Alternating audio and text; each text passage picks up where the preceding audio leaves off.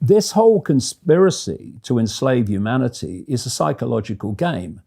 What is it now? 7.7 billion or something people in the world. The number of people who are in full knowledge behind this manipulation, this agenda for this global Orwellian state is tiny. How tiny? Well, I mean, in the end, you if you got to the real core, you could get them in one room. That's how tiny, but then it goes out from that. 20, 30, 40, 50 people. Yeah, and then it goes out from that, and as you go out, you're meeting people who, the further you go out, know less and less and less about what they're actually serving. So the technology CEOs of Facebook, Twitter, and Google don't necessarily know the grand plan, but they're close enough to the center. The idea that Mark Zuckerberg runs Facebook is a joke. I mean, have you seen those staring eyes in absolute terror and that bewildered face when he's being questioned on Capitol Hill? I mean, the idea he's running a company like Facebook is ridiculous. Obviously, there are other forces involved here, and that's where you get your coordination from. That's why Amazon and Facebook and Google and Twitter are all, and Apple are all censoring in unison, because it's coordinated towards this goal of complete control of information. And so what you're seeing is free speech being targeted with more and more excuses to reach this situation of complete control. And this is really, really important, because the next stage to look at is this. Where does human behavior come from? It comes from human perception.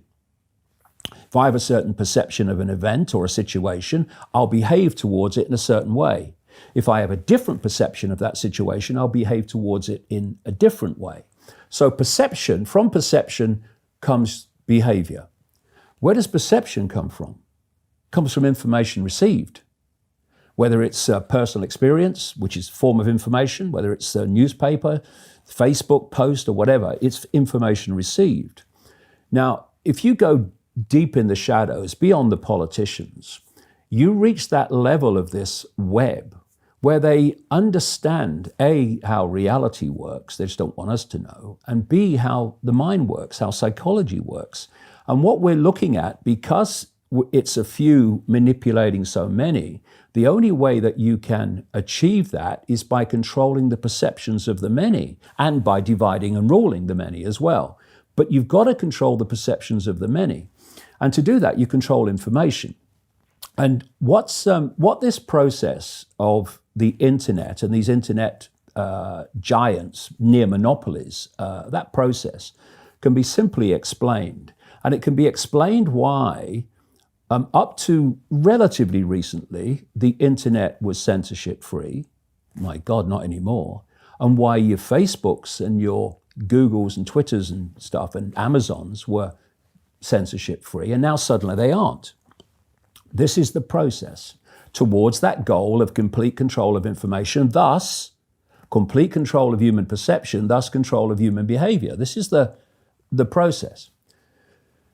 The internet was created originally by an organization called DARPA.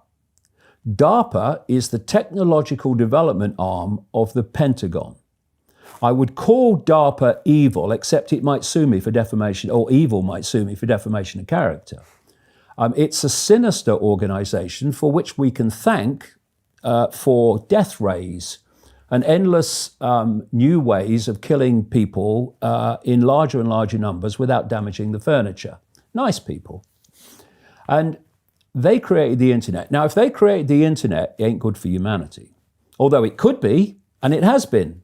But ultimately, that's not the plan, or they would not have created it with military technology. The internet has helped your message, and it has helped people come to your and awaken. Yes, I'm going to go through that sequence now, how that came about. Now, the idea, and this is all connected to the smart technology and all the technologies that are coming in and artificial intelligence. They had to get the internet to a point where it was the central pillar of human society, the central pillar of where all our information came from, the central pillar of control. This is why we now have the Internet of Things, where billions of pieces of technology, everything from your fridge to your car to your telly, are connected to internet. But to reach that point, it had to be what people wanted. If they'd have introduced a censored internet from the start, the internet wouldn't be now what it has become. So they Trojan horsed it in. They Trojan horsed it in, a very good phrase. So what they did was have a uncensored internet, and people going, "This is great, this is fantastic," and it became the central pillar of human society. And of course, in that initial period where they were selling it, people like me and so many other people had the platform uncensored to get information out there, and it was great. And I'm sure your DARPAs and all the connected organizations to DARPA were kind of spitting through their teeth, but they had to do it to get the internet to where they wanted. In the same way, when your Facebook started and your Googles and your Twitters and your Amazons with the books, they would not have reached this point they've reached of near monopoly if they'd have been censoring as they are now from the start. Instead, they did exactly the same thing. No censorship, say what you like, and people then became addicted to Facebook, and Google became by far the biggest search engine. Amazon has basically destroyed the independent book industry worldwide as it existed before. And so they reached this point of monopoly. And then came the point where, yes, the internet is the central pillar of human society, and it's now irreversible. And yes, these are near monopolies. And who you're going to go to if not them? Who are you going to go to get any numbers watching your videos, if not YouTube, owned by Google, of course, or Alphabet, its parent company.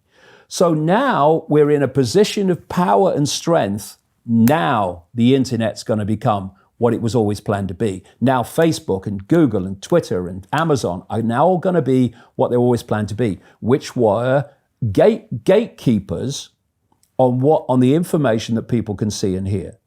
And because of that, human perception is increasingly being given a narrower and narrower band of information from which to form those perceptions. So perceptions are being manipulated. And I have a kind of very simple rule of thumb. When people say to me, well, what are the areas that are of the agenda? And I say, look at anything you cannot have an alternative opinion about.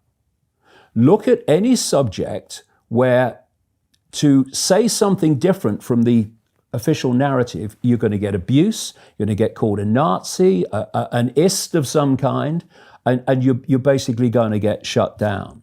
They are the key areas of the agenda, or many key areas of the agenda. And this is the whole point. If I want you to believe something, or I want the public to believe something, and I know that what I'm saying is so utterly flawed in my justification of it, that if there was an open debate where all opinions, facts, and evidence could be freely available and discussed, I'm going to lose the debate. So what I want to happen is not going to happen because I'll lose the debate, because I won't be able to justify it in an open debate. What do? You don't have the debate. You shut it down.